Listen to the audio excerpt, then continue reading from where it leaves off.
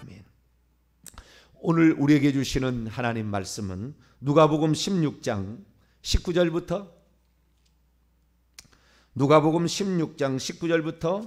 31절까지 말씀입니다. 누가복음 16장 19절부터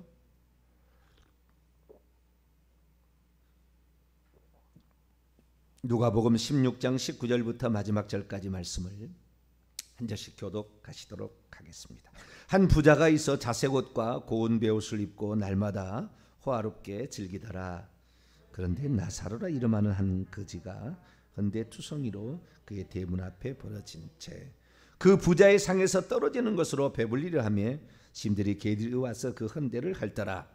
이에 그 거지가 죽어 천사들에게 받들려 아브라함의 품에 들어가고 부자도 죽어 장사되매 그가 음부 안에서 고통 중에 눈을 들어 멀리 아브라함과 그의 품들에 있는 나사로를 보고 불러 이르되 아버지 아브라함이여 나를 불쌍히 긍휼히 여기사 나사로를 보내어 그의 손가락 끝에 물을 찍어 내 혀를 서늘하게 하소서. 내가 이 불꽃 가운데서 괴로워하나이다. 아브라함이 이르되 예 너는 살았을 때 좋은 것을 받았고 나사로는 고난을 받았으니 이것을 기억하라.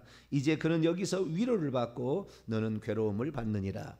그뿐 아니라 너희와 우리 사이에 큰 구렁텅이가 놓여 있어 여기서 너희에게 건너가고자 내가 갈 수 없고 거기서 우리에게 건너올 수도 없게 하였느니라. 이르되 그러면 아버지여 구하노니 나사로를 내 아버지의 집에 보내소서.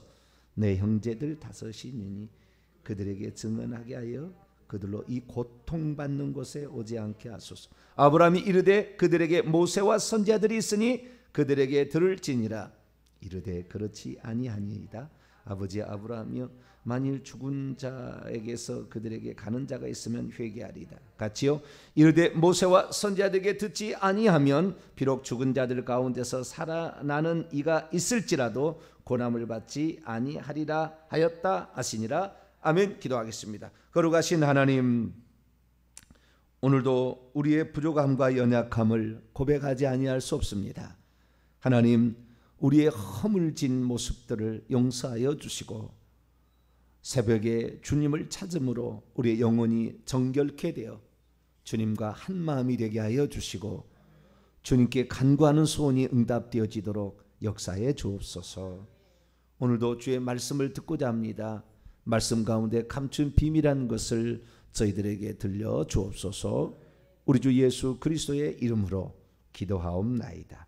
아멘. 할렐루야. 회개와 천국복음 49번째 시간입니다. 구원 얻는 회개란 무엇인가 중에서 회개에 관한 부분을 지금 다루고 있는데요. 회개에 관한 부분 가운데서 회개의 정의와 내용, 그리고 구약의 사람들의 회개에 더불어서 이제 신약의 사람들의 회개를 들어왔습니다. 지난 주일날에는 베드로의 회개를 누가복음 5장을 시작했고요. 오늘은 이제 어떤 부자의 회개인데 이건 그 부정적인 겁니다. 이것은 지난 그 구약의 회개 때도 아하방의 회개를 제가 했잖아요. 므낫세 회개, 아하방 회개를 비교해서 므낫세 그렇게 죄를 지었는데 회개해서 천국 간 사람이고 아합은 진짜 회개해서 하나님이 받아주셨는데 그런데도 결국에 지옥에 떨어질 수밖에 없었던 이유를 말씀드렸는데, 그런데 회개라는 것이 회개 후에 어떠한 삶을 그가 살았느냐가 그 사람이 천국 갈 지옥 갈지를 어느 정도 결정해 주는 거예요. 그래서 회개를 했으면 죄를 짓지 않아야 되고 다윗처럼 두 번 다시 죄를 짓지 않아야 되고 하나님께로 완전히 돌이켜야 합니다. 그렇지 또 죄를 지으려면서 회개 그거 아니다는 거예요. 그게 아하방 회개고요. 오늘은 이제 부자의 회개인데요. 왜 지금 이 부자 회개를 먼저 했느냐? 나중에 이제 이걸 할 수도 있는데 제가 이것은 누가복음의 순서를 따라가면서 제가 이렇게 하다 보니까 이렇게 된 거예요. 복음서가 4개가 있잖아요. 복음서가 4개가 있는데 회개를 언급하는 복음서가 물론 마태, 마가, 누가 다 나오고 요한은 아닙니다만은 마태, 마가, 누가가 나오는데 이 회개를 언급하는 중에서 가장 많이 회개에 대해서 언급한 사례가 나오고 예화가 나오는 데가 누가복음이에요. 다른 책하고 비교할 수가 없어요. 엄청나게 많이 나오는 거예요. 그래서 우리가 누가복음을 잘 알다시피 누가는 의사다 보니까 병든 자를 치유하는 자세한 묘사들이 나와요. 시각이 다른 거죠. 그리고 그는 이방인이었어요. 그러니까 마태, 마가, 누가, 요한 가운데 이방인은 누가밖에 없어요. 그래서 이방인들에 대한 관심이 많아요. 누가복음은. 그리고 뿐만 아니라 소외되고 약한 여자 이런 계층에 대한 그 관심도 많아요. 누가복음 읽어보면 독특한 특징들이 있는 거죠. 근데 최근 들어와서 이제 제가 이거 이제 회개하면서 발견하겠는데 회개에 대해서 누가만큼 많이 기록한 게 없어요.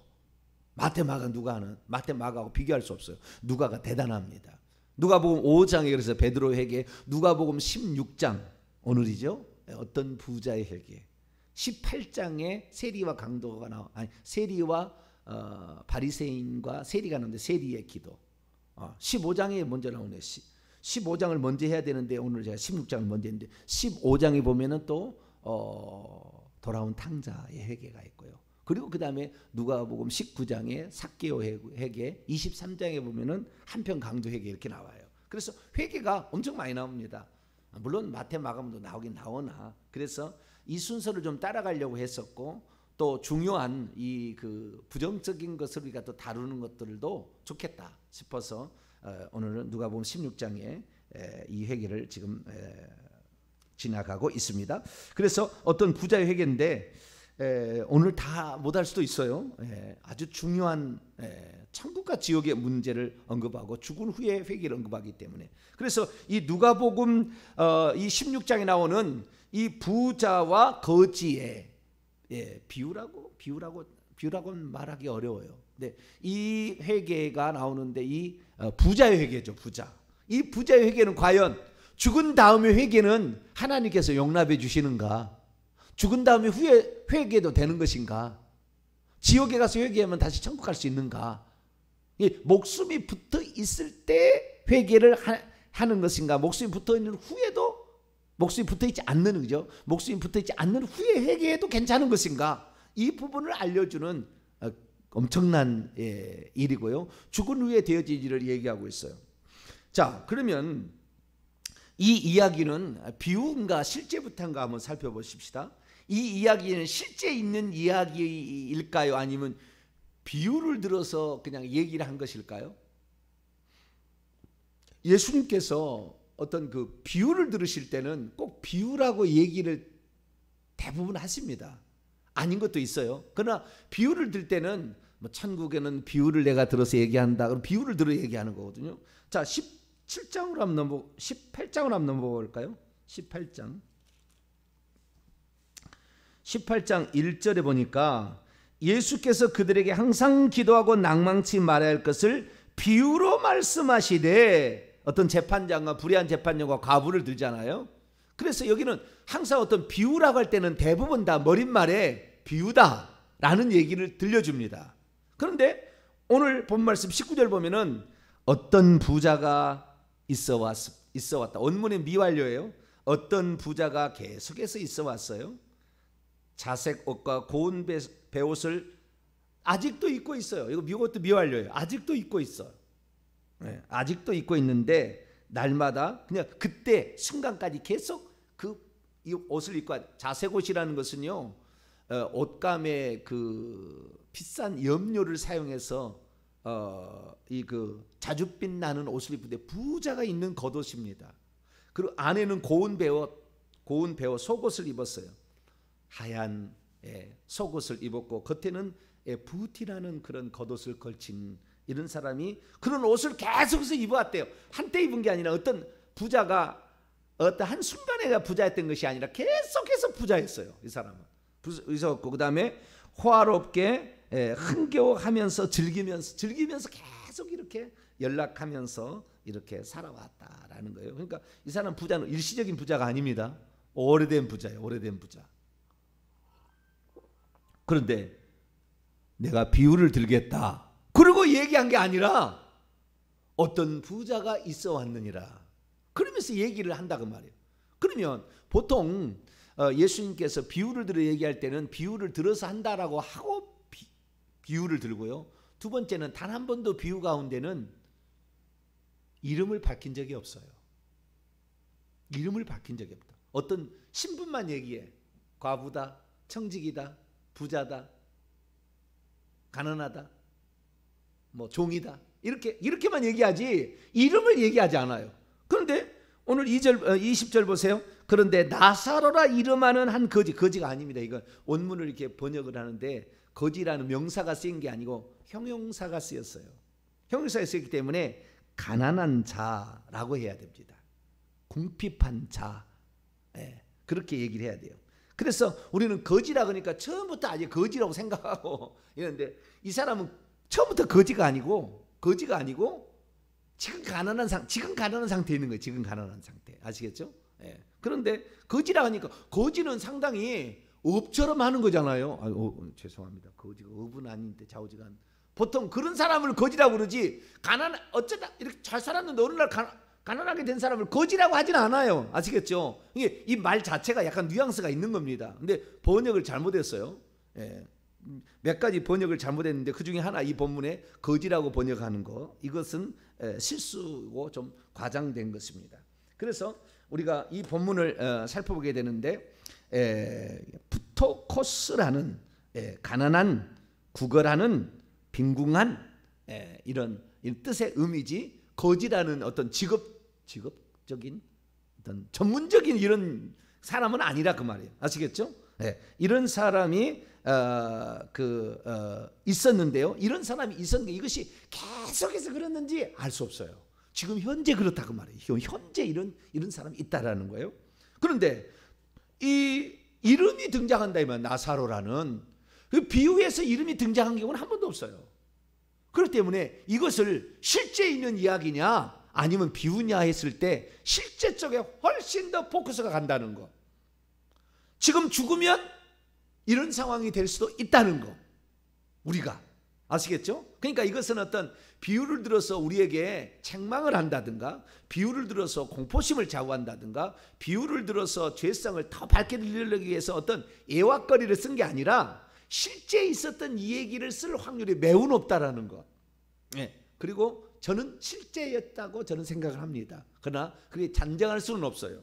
왜냐하면 어떤 부자가 있어 이렇게 시작하잖아요. 그렇기 때문에 그 부자에 대해서 이름을 안 밝힌 건 뭐냐? 모든 부자들이 깜짝 놀라라고 그런 거예요. 나사로는 얘기하지만 부자는 내가 혹시 부자인데 나도 그러지 않을까? 이렇게 회개하라고 지금 이렇게 하는 거예요. 부자가 천국 들어가기 어렵잖아요. 부자는 물질에 아주 노예가 되어 있기 때문에. 그래서 이 부자가 왜 결국에 음부에 떨어졌는가? 음부는 결국에 지옥이 됩니다. 이건 예수님께서 십자가에 돌아가시기 전의 상황이니까. 지금은 천국과 지옥으로 가지만 그때는 음부와 낙원, 아브라함의 품이랄 그 낙원으로 가는 거예요. 그때 그것만 좀 차이가 있을 뿐이지 그때 당시에 예수님 당시에 직접 보시고 얘기하셨다라고 생각하시면 될 것 같습니다. 그래서 이건 비유라고 말하기는 실제 훨씬 가깝고 그 다음에 가까운 게 아니라 실제가 아닐 말이 하나도 없어요. 여기 나오는 내용이 지금 실제 가면 지옥에 가면 겪어야 될 일을 얘기를 하고 있는 거예요. 지금 낙원에 가면 우리가 겪을 수 있는 얘기를 하고 있는 거예요. 천국에 가면 겪을 수 있는 얘기를 하고 있다 그죠. 자, 그러면 이 부자는 왜 음부에 떨어졌을까? 그죠? 왜 하데스 음부에 떨어져? 구약은 수월인데요. 10월인데 이 구약의 음부, 신약의 옛날에는 음부라고 다 그랬어요. 음부라고 했는데 구약에 이번에 개정하면서 수월로 바꿔놨어요. 다 구약 성경 수월로. 근데 신약에는 음부라고 그대로 뒀어요. 신약은 하데스입니다. 헬라어로 하데스인데요.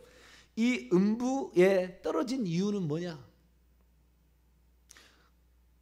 나사로는 그럼 왜? 그러면 아브라함 품 낙원, 오늘날 말하면 천국이겠죠. 이제 예수님이 부활하신 후에 첫 번째 부활의 첫 열매로서 하나님 보좌 앞으로 갔고 그리고 낙원에 있는 영혼들, 낙원도 천국의 한 켠입니다만 이제 합쳐서 지금은 천국이에요 다. 그래서 하나님 보좌 앞으로 바로 갑니다. 지금은 죽으면 보좌 앞으로 바로 가요.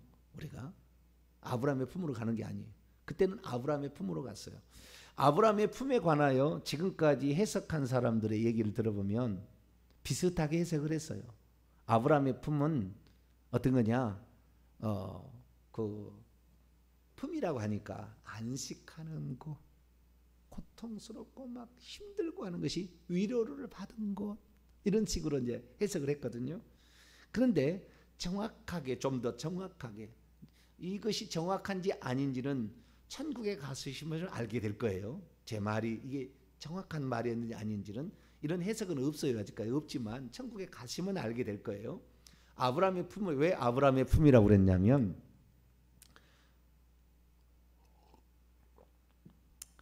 천국에 가게 되면은요, 모든 자기가 태어난 조상이 있을 거 아닙니까? 조상이. 예? 암몬 족속의 조상, 모압 족속의 조상, 에돔 족속의 조상, 그 조상이 있잖아요. 조상이. 그 유대인들의 조상은 노아라고 하지 않아요. 아브라함이라고 그럽니다. 그렇죠? 자기들이 우리의 조상은 누구다? 아브라함이다, 이렇게 얘기를 하는 거예요. 그래서 아브라함은 조상인데 그 아브라함의 후손으로 이 땅에 태어나서 할례를 받고 자기가 유대인이라 하는 사람들이 예수님 전에요. 지금 예수님이 부활하시기 전에, 즉 바로 천국 가기 전에는 지금도 그런지는 모르겠어요. 근데 구약에는 분명히 그래요. 만약에 내가 아브라함의 후손으로 태어났다가 천국에 들어가잖아요. 그러면 그 계열에 있는 거예요. 그 계열에. 롯 암몬 족속의 조상 롯이 있잖아요. 그럼 롯이 천국에 있는데 그 롯이 자기 족속이 암몬 족속 가운데 천국에 들어오면은 자기 사람들하고 항대에 있는 거예요. 이렇게. 그건 무리가 있는 거예요. 그래서 할례를 행해서 나는 아브라함의 자손으로 혈통적으로 태어난 사람인데 천국에 들어가게 돼. 그때 낙원이요. 예수님 이제 부활하기 전이니까 낙원에 들어갈 때는 그 족장, 그 조상 계열로 들어가는 거예요. 아시겠죠? 그러니까 이 나사로나 이 부자는 이 할례를 행했던 아브라함의 혈통적 후손인 게 분명한 거예요. 그럼 죽어서 만약에 죽었다면은 롯 밑으로 가는 것도 아니고 이스마엘이 천국 갔다면 이스마엘 밑으로 간 게 아니라 아브라함으로 가는 거예요. 아시겠죠? 네, 그런 의미가 아주 많을 거예요. 이것은 이제 이런 해석은 잘 얘기하지 않지만 그러나 이 개연성 있는 말을 제가 말씀드려 볼게요. 자, 그래서 오늘 제가 다 얘기를 이걸 전체를 설명하려니까 그러는 거예요. 내일까지도 못 끝날 수도 있어요. 자, 24절을 봅니다. 부자가 22절부터 있으면 이에 거지가 죽어서 천사들 받들에 아브라함의 품에 들어가 부자도 죽어 장사되어서 매장되어 있는데 그가 음부 안에서 고통들을 지내고 있으면서 눈들을 위로 들어 장소적인 어떤 차이가 지금 있다는 걸 얘기하고 좀 이따 얘기하겠습니다. 아브라함과 그의 품들이에요. 품들. 아브라함의 품이라고 해서 하면 아브라함 개인을 지칭하는데 아브라함의 품들이라는 것은 넓은 이런 그 품들이 많기 때문에 그 족속들이 다 그리 간다 그 말이에요. 족속들. 아브라함의 품들 안에는 나사로를 보고 불러 이르되 아버지 아브라함이여. 이 아버지라는 번역을 저는 고쳐야 된다고 봅니다. 아버지가 아니에요. 아버지가 아니에요. 뭐라고 하냐면 조상이라 해야 돼요. 파텔이라는 헬라어인데요. 대부분 다 95%는 아버지라고 쓰입니다. 그런데 여기에서는 지금 아브라함의 혈통적 후손이 그 자기의 조상을 부르는 말이에요. 그렇기 때문에 이것은 우리 조상님이라는 말이에요. 예, 우리 조상님 아브라함이요. 아브라함 우리 조상님이요. 이렇게 지금 부르는 거예요. 우리의 조상이시요. 나도 당신의 후손 아닙니까? 혈통적으로. 근데 나를 좀 불쌍히 여겨야 되지 않겠습니까? 당신의 후손인데. 그런 말의 뉘앙스가 지금 들어있는 거예요. 그게 맞다는 것을 제가 증거를 찾아드릴게요. 자, 마태복음 3장. 헬라 원문을 사례를 다 연구를 하셔야 돼요. 그래야 이런 얘기를 할 수가 있는 거예요. 자, 마태복음 3장. 마태복음 3장 9절을 볼까요? 9절을. 그 독사의 자식들아, 지금 그 회개를 세례를 주고 있어. 회개의 세례를 베풀고 있는 세례 요한에게 바리새인과 사두개인들이 가짜로, 혈통적으로는 그들도 아브라함의 계열이잖아요. 혈통적인데 혈통적으로는 할례를 받은 사람들인데 속에는 마음이 그런 마음이 없어요. 가짜인 거죠. 그런 자들을 향하여 이 7절부터 독사의 소생들아 누가 너희를 가르쳐 임박한 진노를 피하라더냐 그러므로 회개에 합당한 열매를 맺고 9절 시작 속으로 아브라함이 우리의 조상이라고 생각하지 말라. 내가 너에게 이르노니 하나님이 능히 이 돌들로도 아브라함의 자손이 되게 하시리라. 여기에 똑같은 말이에요. 아브라함과 이 조상이라는 말이 파테르 아브라함 똑같은 단어를 쓰고 있는데 이 번역이 여기에 지금 마태복음에서는 뭐라고 번역해요? 우리의 아버지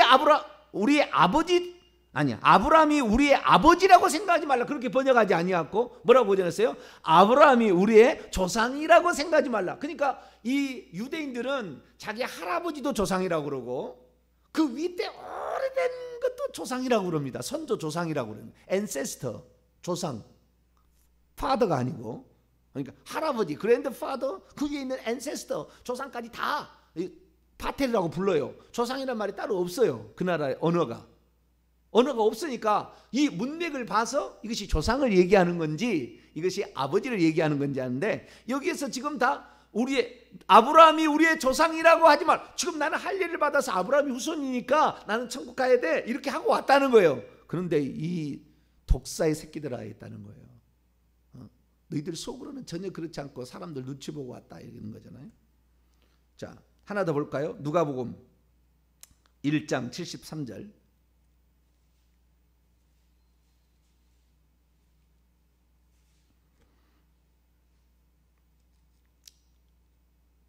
누가복음 1장 73절. 조상이라는 말이 전부 똑같은 단어입니다. 파테르. 72절 73절 있습니다. 시작. 우리 조상을 긍휼히 여기시며 그의 거룩한 언약을 기억하셨으니 곧 우리 조상 아브라함이 하시면 여기 조상 아브라함 똑같은 파테르 아브라함이에요. 똑같은 헬라어인데 번역을 어떻게 해요? 문맥에 따라서 조상이라 해야 된다는 거예요. 그러면 지금 이 부자가 음부에 떨어져서 고통 중에 있으면서 왜 아브라함을 찾아요? 긍휼을 좀 받아보려고. 내가 당신 후손 아닙니까? 나도 할례 받은 당신의 후손이니까. 지금 각 족장별로 우리나라를 당군이 만약에 천국 갔다고 칩시다. 그러면 당군 미래에 우리 민족이 있을 거 아닙니까?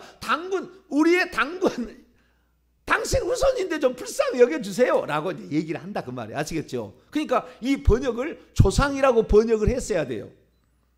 그래서 우리 지금 개역 성경에는 아버지라고 번역을 해 놓았지만 이 다른 번역본들이 상당히 많은 번역본들이 조상이라고 번역을 해 놨습니다. 표준 세번역도 조상 아브라함이요 이렇게 해놨습니다. 쉬운말 성경이나 북한어 성경, 카톨릭 성경 전부, 그 다음에 우리말 성경, 쉬운말 성경, 그리고 예수 형교 전서라고 맨 처음에 했던 나왔던 옛날 번역본도 조상이라고 돼 있어요. 그래서 조상이라고 번역을 했어야 되는데 아버지라고 함으로 말미암아 헷갈리게 만들었어요. 사람을 헷갈리게. 이것은 조상이라고 번역을 해야 돼요. 그래서 한 부자가 있는데 이 부자가 왜 그러면은 음부에 떨어질 수밖에 없었는가라는 것이고요. 이제 계속해서 이 죽은 후에 회개하는 것이 과연 합당하고 인정받는 것인가 이 문제를 계속해서 나갈 거예요. 결론부터 말하자면 죽은 후에 회개는 쓸데없다라는 거예요. 살아있을 때 해야 된다는 거예요. 그리고 살아있을 때는 어떤 죄든지 다 용서받을 수 있어요. 자살해서 죽으면 안 돼요. 자살해 죽으면은 자살한 죄를 회개할 기회가 없습니다. 죽은 다음에는. 그래서 자살해 죽으면 100% 지옥이에요. 어떤 사람은 아닐 수도 있다 그러는데 100% 지옥입니다.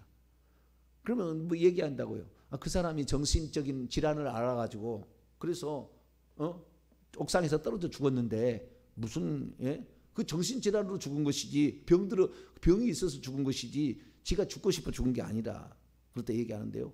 그 조상 계열이 다 우상을 직접적으로 섬긴 조상들이 있어요. 엄청난 죄가. 그래서 귀신이 완전히 사로잡아서 정신까지 다 망가뜨려 놓은 거예요. 그런데 그렇게 망가뜨리기까지는 자기가 그런 행위를 해왔기 때문에 그렇게 잡아버린 거예요. 그래서 그것을 남의 핑계 대지 말아야 돼요.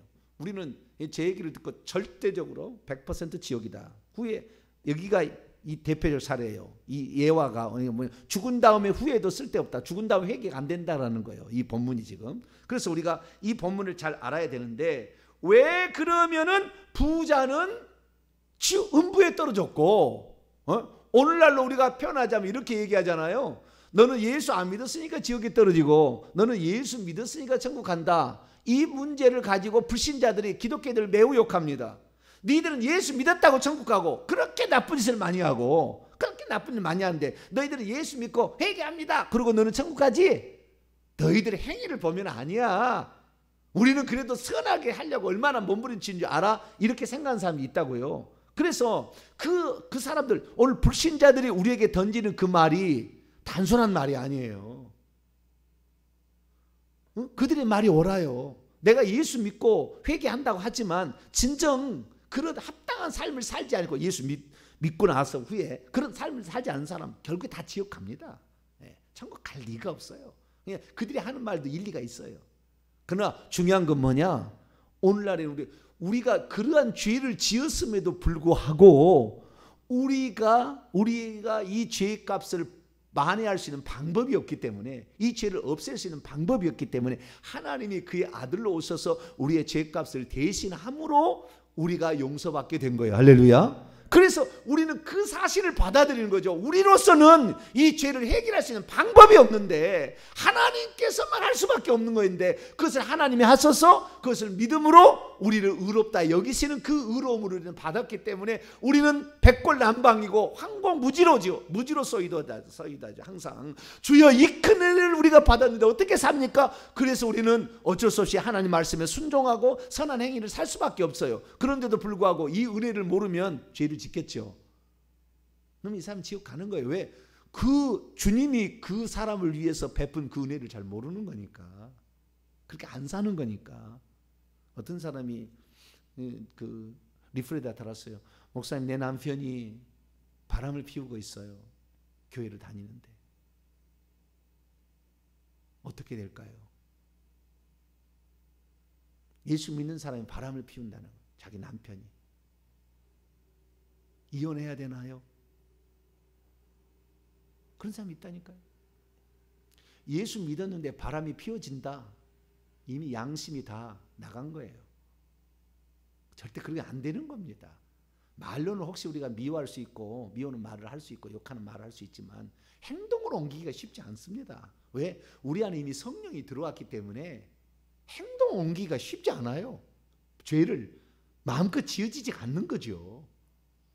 그런데 인간이 행할 수 있는, 행동으로 행할 수 있는 가장 나쁜 죄가 음행의 죄예요. 그게 가장 더러운 죄예요. 그렇기 때문에 그렇게 빠졌다는 것은 이건 끝난. 그래서 예수님께서도 음행한 죄는 이혼해라고 그랬다고요. 다른 건 다 아는데 이혼한 것은 이혼해도 된다. 예수님 말씀에. 그 정도로 이 음행의 죄는 큰 죄예요. 그런 게 중요한 게 아니고.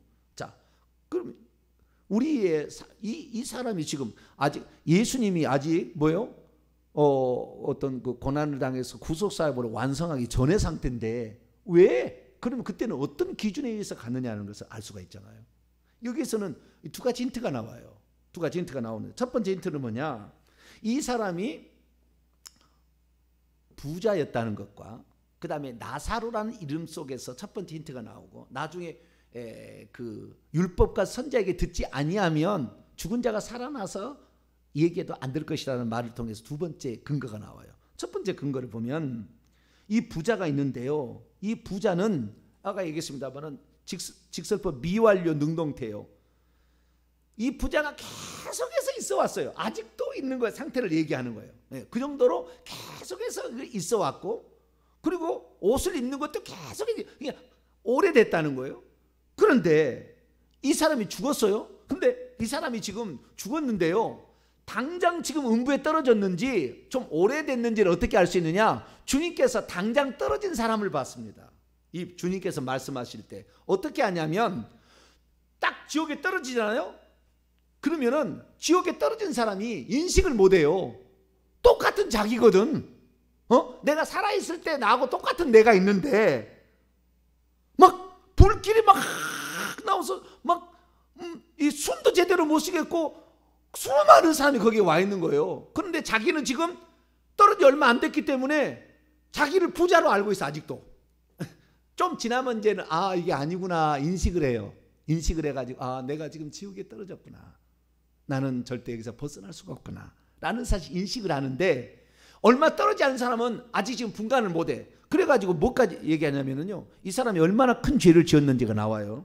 자, 24절에 나옵니다. 24절에 읽습니다. 시작. 불러 이르되 아버지 아브라함이여, 나를 긍휼히 여기사 나사로를 보내어 그의 손가락 끝에 물을 찍어 내 혀를 서늘하게 하소서. 내가 이 불꽃 가운데 괴로워하나이다. 조상 아브라함이여, 나를 긍휼히, 당신의 후손 아닙니까 혈통적으로. 그랬는데 나사로를 보내가지고 이 물을 찍어 내 혀를 서늘하게 좀 해주십시오. 얼마나 갈증, 목마름이 가득하고 뜨거웠으면 이 고통받는 곳이라. 그런데 나사로를 보내어란 말이에요. 나사로를 이름을 알고 있어요. 나사로 어떤 자입니까? 2절 보세요. 그런데 20절에서 21절. 그런데 나사로 이름하는 한 가난한 자가 종기투성이인 채 있으면서 그의 대문, 아주 높은 대문들을 향하여 버려진 채 있었어요. 그리고 그가 부자의 식탁으로부터 떨어지고 있는 것들로부터 배불리기를 갈망하고 있었어요. 조금 주시면 좋겠는데. 오히려 근데 들깨들이 오고 있으면서 그 종기를 핥고 있었어요. 그러니까 지금 이 부자는 어떤 상태인, 부자는 어디냐면은 이 가난한 자가 도움을 절실히 필요로 하는 사람이었다는 것을 알 수가 있고, 그 사람이 이름이 나사로라는 이름이라는 것도 알고 있었다는 거예요. 이 사람이 누군지 알고 있었다는 거예요. 나중에 죽어서 죽은 지 얼마 안 됐기 때문에 지금도 지 말 듣는 사람이 생각해. 나사로가. 네. 나사로는 내 말 지키면은, 그때 당시에 나사로한테 자기 시킬 수 있는 위치에 있었나 봐요. 좌우지간 그런 위치에. 그러니까 나사로를 좀 부려가지고 아브라함이 그 위대하게 보이니까 지금도 나사로를 자기가 뭐라고 할 수 있는 그런 어떤 생각을 가지고 있어 지금도. 그런데 이 도움을 절실히 필요하고 있는 그 사람을 철저히 외면했어요. 둘째, 냉담했다는 거죠. 두 번째, 그를 불쌍히 여기지 않았어요. 그를 불쌍히, 그렇게 먹기를 갈망하고 있는데도 안 줬다간 말이에요. 신명기 24장을 봅니다. 시간이 주요, 내일 계속할까요? 시간이 돼서. 이유가 다 나와요. 그래서 이 이야기는 우리가 천국과 지옥을 제가 실상을 얘기하는 거니까요. 이거 들을 만해요. 아주 들을 만하니까 이 얘기는 두 번, 세 번 해도 지금 중요한 얘기들입니다. 그래서 얘기를 하게 되는데 오늘 여기까지 얘기를 하고 내일 또 계속 하겠는데요. 부자가 지옥에 떨어질 수밖에 없는 이유가 있고, 지옥에 떨어진 다음에 회개는 합당한가, 이 문제를 지금 다루고 있습니다. 기도하겠습니다. 거룩하신 하나님, 우리가 이 땅에 살아있을 때 어떻게 행동을 해야 되는 것인가, 하나님, 이 사례를 통하여서 제대로 주님의 말씀과 그 뜻을 알기를 원합니다. 죽어서 후회해서는 절대 안 된다는 것, 구렁텅이가 있어 절대 왔다 갈 수 없다는 걸 알고, 하나님, 죽은 다음에 후회할 것이 아니라 지금 살아있을 때 회개할 수 있는 저희들 되게 해 주옵소서. 우리 주 예수 그리스도의 이름으로 기도하옵나이다. 아멘.